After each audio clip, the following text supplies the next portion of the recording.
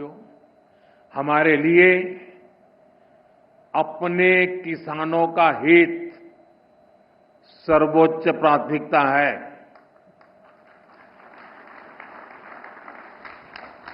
भारत अपने किसानों के, पशुपालकों के और मछुआरे भाई बहनों के हितों के साथ कभी भी समझौता नहीं करेगा।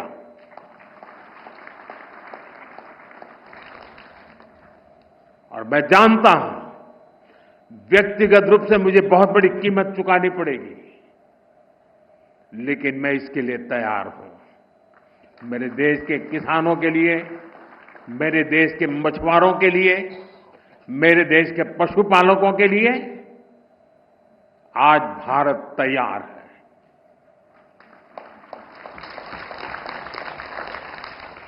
किसानों की आय बढ़ाना, खेती पर खर्च कम करना,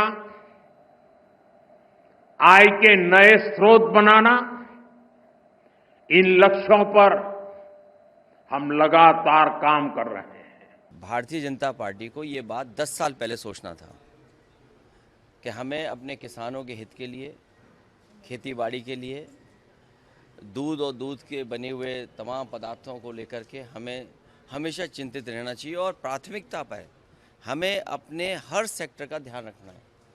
उद्योग ख़त्म हो जाए, उद्योगपति कारोबार ख़त्म हो जाए, किसान बर्बाद हो जाए, नौजवान को नौकरी रोजगार न मिले। दुनिया में सबसे मजबूत रिश्ते हैं, कोई देश ऐसा नहीं छूटा होगा जहाँ पर भारत को सम्मान न मिला हो। उसके बाद आज ये कहना पड़ रहा हो सरकार को, तो ये बड़े दुखद है, क्योंकि हम फॉरेन पॉलिसी पर पूरी तरह असफल रहे हैं। किसान के हितों पर जो वादा किया था कि हम आय दोगुनी करेंगे, वो आय दोगुनी नहीं हो पाई है। नौजवान को नौकरी रोजगार नहीं मिला है और जिस तरह लगातार पाबंदियां लगती जा रही हैं, ये कहीं ना कहीं हमारा देश संकट में है, अर्थव्यवस्था संकट में है, किसान संकट में है, नौजवान संकट में है, पूरा चौतरफा हमारा भारत घिर गया है। अमेरिका से रिश्ते तो आपको रखने ही पड़ेंगे और अमेरिका से रिश्ते आज के नहीं हैं। अमेरिका जैसे ताकतवर देश से आपके रिश्ते पहले से बहुत रहे हैं। उन रिश्तों को कैसे मजबूत किया जाए और कैसे बेहतर किया जाए, इस दिशा में काम करना चाहिए और अपने हित, चाहे वो हमारे कारोबारी हों, चाहे हमारे किसान हों, उनके हितों में सोचना चाहिए। और फिर सोचने की बात तो ये है कि आज 11 साल सरकार के हो रहे हैं, आखिरकार ये कहना क्यों पड़ रहा है, क्या वजह क्यों कहना पड़ रहा है। अगर वो चीन जा रहे हैं तो हमारे मुख्यमंत्री जी को भी जरूर लेते जाएं, क्योंकि वो नाम बदलने में आसान है। वो नाम चीन का भी हो सकता है बदल दें। जो जैसा पढ़ाई करता वही बोलेगा, जो जिसने जैसा पढ़ा होगा वही बोलेगा।